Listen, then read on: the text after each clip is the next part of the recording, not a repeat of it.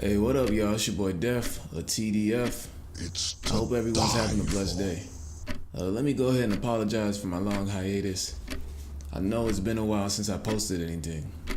I had to take time to reevaluate the purpose of and the direction I want to take this channel. I also just got an apartment with my brother. I was living with my mother when I created my previous videos. But yes, moving forward, I'm going to do my best to produce at the bare minimum at least one video every week. However, this may not always happen since I have other matters that take up a great deal of my time. Now with that being said, today I'm going to discuss a certain group of men that are heavily undervalued and underappreciated in this society: fathers. I'll be touching on this from a biblical perspective, my perspective as a 21-year-old man, and also from the perspective of the movie The Pursuit of Happiness, starring Will Smith and his son Jaden Smith. Okay, so to start off, what does the Bible say about fathers? Well, the Bible is straightforward upon the topic of fathers. The scriptures tell us a man is in charge of leading his household. This not only includes his children, but his wife as well. According to the Bible, the woman has to be submissive to the man in order to maintain the stability of the household. And I have a verse here from Genesis chapter 18, verse 19. And I read, "For I know him, that he will command his children and his household after him, and they shall keep the way of the Lord, to do justice and judgment, that the Lord may bring upon Abraham that which he hath spoken of him." So in this verse, God, otherwise known as Yahweh, which is his real name, Yahweh in third person is speaking highly of Abraham while referring to himself as Lord. We can see that his requirement for fathers is very simple. They must lead their households strictly in the ways of the Lord. Yahweh speaks of Abraham in high esteem in this verse because he knows he will not let him down in this regard. Okay, now let's talk about the movie.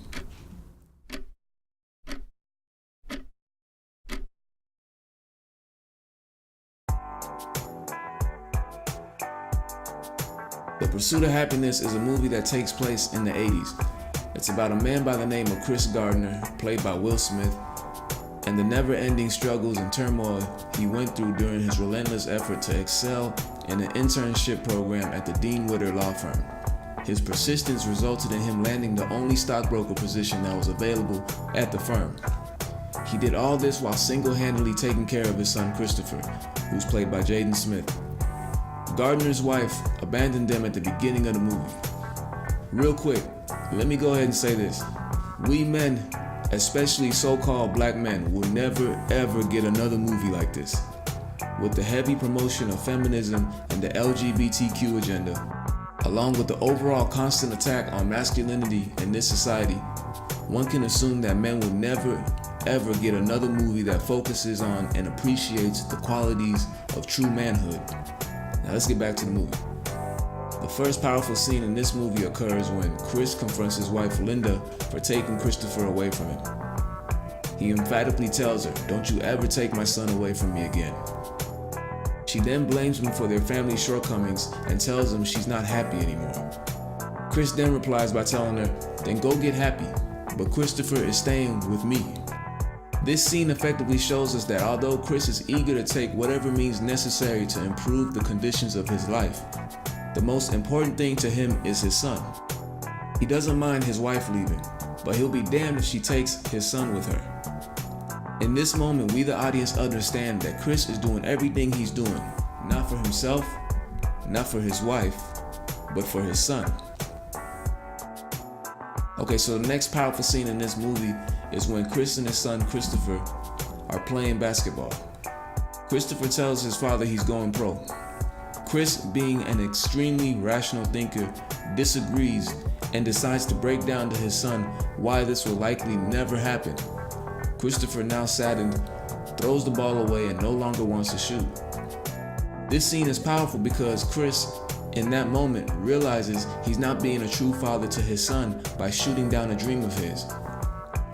Not only does he realize this, he also acts on it and lets Christopher know by telling him, "Don't ever let somebody tell you you can't do something, not even me. You want something, go get it, period."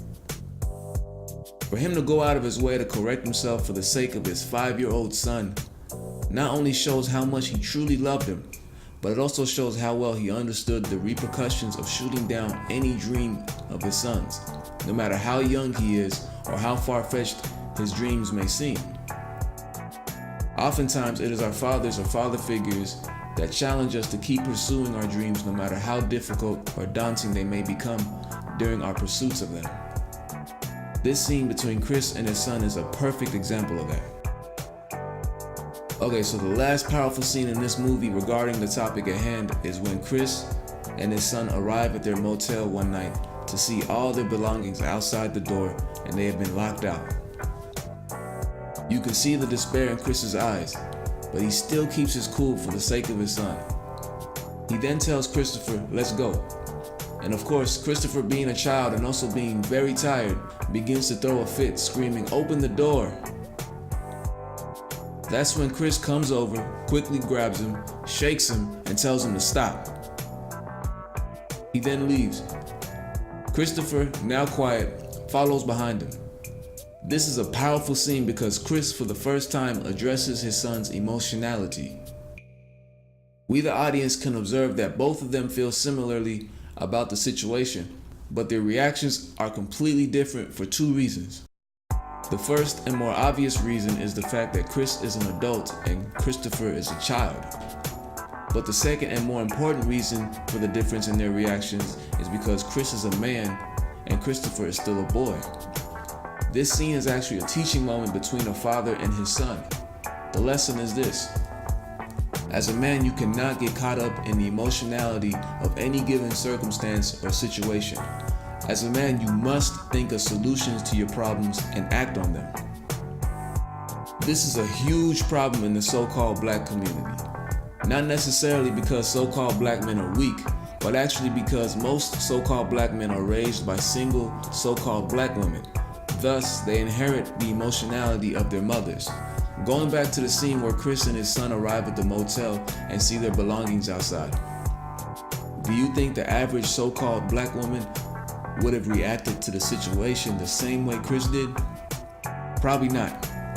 Most of these women would have either thrown a fit or broke down in tears outside the door. Chris made it a point to do neither in front of his son, even though he had no immediate solutions to the problem at hand. He understood that what was done was done. There was no point in standing out there looking helpless. In other words, Chris understood what it means to not only keep your composure as a man, but to be a true father by making sure your son does the same. Overall, I believe this movie is an excellent depiction of what true fatherhood is supposed to be. Chris Gardner could have settled for working any dead-end job in order to support his son and himself, but he decided instead to join a rigorous internship, although the odds of his surrounding circumstances at the time were clearly stacked against him, and succeeded. All the while being a positive and stable-minded role model for his son. Like I said earlier, us so-called black men will never ever get another movie like this.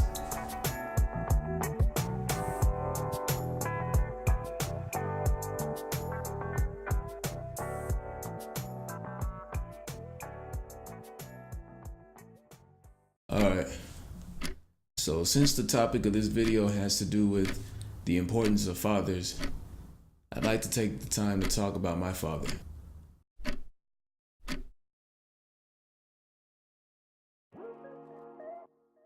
My father died last year on May 7th from a pulmonary embolism. A pulmonary embolism is a blood clot in the heart.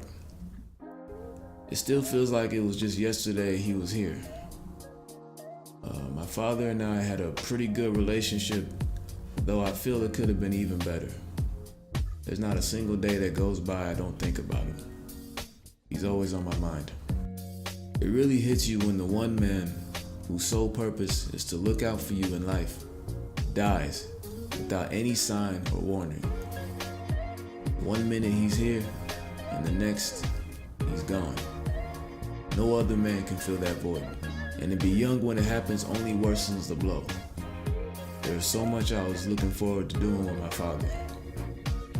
I always wondered how our relationship would evolve as I got older. I remember on multiple occasions thanking God for my father after he'd bailed me out of a tough situation, or even after he'd just simply given me his insight on a problem I was having. Now that he has died, I understand on a much deeper level the importance of having a father. To anyone out there that's lost their father, I feel that pain. However, it is important we don't dwell on that pain and continue to move forward one day at a time. After all, Jesus himself assures us in John chapter 6, verse 40, that he will raise from the dead everyone that believed in him. And I read, "And this is the will of him that sent me, that everyone which seeth the Son and believeth on him may have everlasting life, and I will raise him up at the last day." Now, to anyone that is blessed to still have his or her father around, I would encourage you to foster a positive relationship with him, whether you think he deserves it or not.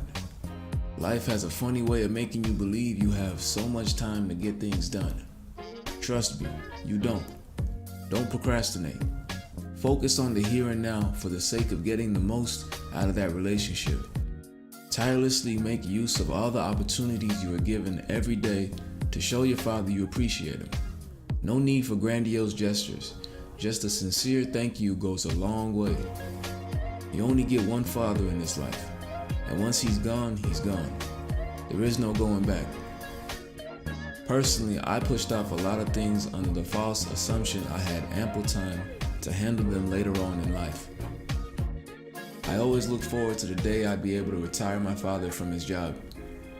I always looked forward to buying him a brand new car when I got older.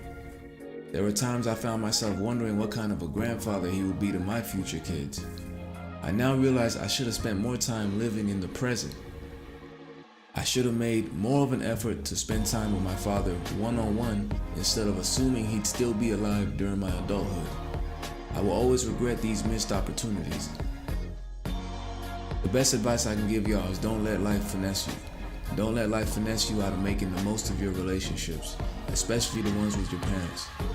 See, oftentimes life will finesse you into adopting this false sense of security and make you feel like you have all the time in the world to handle certain things you could easily handle right now. The reality is you don't have that time because you're not guaranteed that time. I now realize this is Father Time's biggest finesse on all of us. As a TDF, it is important to let go of the "I can do it tomorrow" mindset and adopt an "I might as well do it now" way of thinking. This will save you a great deal of stress in all aspects of your life. And once again, to anyone that has recently lost your father, I'm truly sorry for your loss, and I feel that pain 100%. I encourage you to read and meditate over the scriptures. Trust in our Heavenly Father. Keep pressing forward. Don't give in to depression. This pain you're enduring now will prepare you for future hardships in your life. And lastly, remember a part of your father still lives on in this world through you. Alright, it's your boy Def. Y'all take it easy, and y'all be safe out there.